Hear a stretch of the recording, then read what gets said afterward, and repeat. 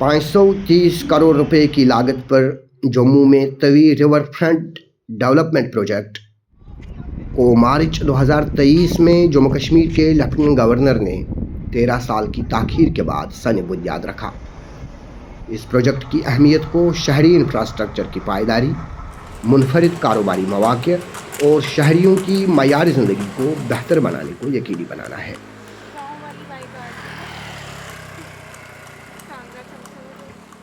लेकिन बदले में तवी के बहाव में बतदरीज कमी, आलूदगी में मुसलसल इजाफा, तजावुज़ात और कानकनी के मसाइल का मुशाहिदा हो रहा है। जम्मू के आम शहरी दरियाई तवी और इस पर RFD प्रोजेक्ट के मनफी असरात से परेशान है। उन्हें खदशा है कि मुस्तकबिल करीब में अवामी इंफ्रास्ट्रक्चर और मकामी लोगों के लिए सैलाब के खतरात को बढ़ा सकता है। मतलब तवी में कुछ भी चेंजेस आती है तो उसका डायरेक्टली इम्पैक्ट हम पे पड़ता है जो यहाँ के रेजिडेंट्स हैं। और फ्यूचर की बात की जा रही है कि रिवर फ्रंट का जो इफ़ेक्ट है वो फ्यूचर पे आएगा, बट फ्यूचर पे तो नहीं, बट प्रेजेंट में ही ये दिख रहा है हमें। क्योंकि अभी जो 2014 में बाढ़ आई थी उसमें हमें अपने घर छोड़ के भागना पड़ा था क्योंकि पानी चारों साइड आ गया था और उस टाइम पे रिवर फ्रंट का कोई नामो निशान नहीं था। तो सोचो जब इतनी डिस्ट्रक्शन हुई थी, अब कितनी नहीं होगी जब ये तवी की ब्रेड्थ को कम कर रहे हैं, उसकी चौड़ाई को कम कर रहे हैं। जब चौड़ाई को कम करेंगे पानी तो ओवरफ्लो होगा, क्योंकि उस टाइम पे जब ओवरफ्लो होता था ये पुल के ऊपर आ जाता था क्योंकि तब तो चौड़ाई पूरी थी। अब चौड़ाई कम हो रही है तो जाहिर सी बात है कि पानी तो आएगा ही। और ये आप देख सकते हैं कितनी डिस्ट्रक्शंस हो रही हैं यहाँ पे। पहले तवी का बहाव था, सेंटर से होते थे तवी का बहाव, अब क्या है वहाँ से ये कर रहे हैं कंस्ट्रक्शन तो सारी तवी विलेज के पास आ रही है, जिससे थोड़ा सा भी फ्लड बढ़ता है तो हमारे गांव में पानी आ जाता है, हमारे घरों के पास पानी आ जाता है, जिससे बहुत ज़्यादा इम्पैक्ट हमें पड़ रहा है। 2014 के फ्लड की बात कर रहे हैं। उस टाइम पे हमारे पास बस एक ही ज़रिया था जो हमें बाकी जम्मू से जोड़ता था, वो था ये पुल। देख सकते हो आप, जब 2014 का फ्लड आया था ये पूरा पुल बह गया था, पुल के ऊपर से पानी जा रहा था और हमारे पास कोई रास्ता नहीं था जम्मू से कनेक्ट होने का। जो भी हमें सप्लाई आ रही थी वो आर्मी के थ्रू आ रही थी, एयर ड्रॉप। वहीं दूसरी तरफ माहौलियात से जुड़े कारकुनान भी इस प्रोजेक्ट की लागत में इजाफे और काम के पैमाने को दरिया और माहौलियात को नुकसान पहुंचाने से ताबीर कर रहे हैं।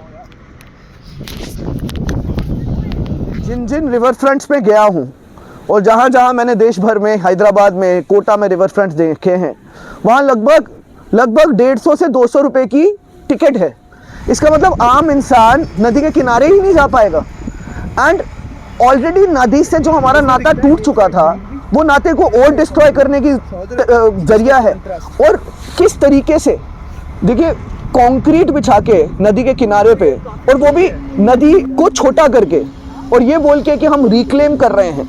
ये बहुत बड़ा डिस्ट्रक्शन का एक स्टेप है जो क्लाइमेट क्राइसिस के होते हुए और ग्लेशियर्स के मेल्ट होते हुए सब हालातों को देखते हुए ऐसा एक प्रोजेक्ट जो नदी की चौड़ाई को छोटा हिसाब से, ये हमारी नदी की डिस्ट्रक्शन है। अगर हम लोग इस डायरेक्शन में बढ़ेंगे तो हम लोग इसकी डिस्ट्रक्शन, इसकी स्ट्रैंगुलेशन, इसका गला घोटने में साथ देगा। जम्बू लोचन की कहानी कि कैसे तवी में एक शेर और एक हिरन इकट्ठे बैठ के पानी पीते थे, और वो कहानी जो थी वो जम्मू की आत्मा थी, लेकिन आज वो आत्मा मरती जा रही है।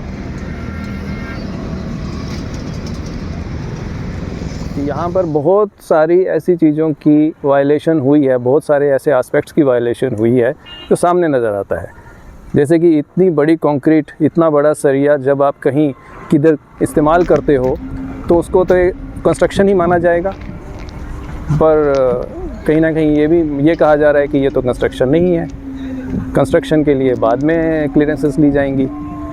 तो और इससे इस एरिया को क्या फ़र्क पड़ रहा है, अब सामने दिख रहा है कि आप इस रिवर का जो ये जो किनारा था, इस किनारे से आपने दोनों साइड आप अंदर चले गए, आपने अंदर लैंड को रिक्लेम किया है और उसके बाद उसको फिर साइड से आपने डायाफ्राम वॉल करके उसे कॉन्क्रीटाइज कर दिया है।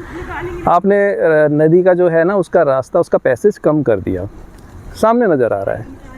तो उसका क्या क्या असर पड़ेगा, हमारे इस नदी के ऊपर क्या असर पड़ेगा, या इस एरिया की जो वाटर चार्जिंग होता था यहाँ नीचे उस पर क्या फ़र्क पड़ेगा। तो ये सब सोचने के विषय हैं।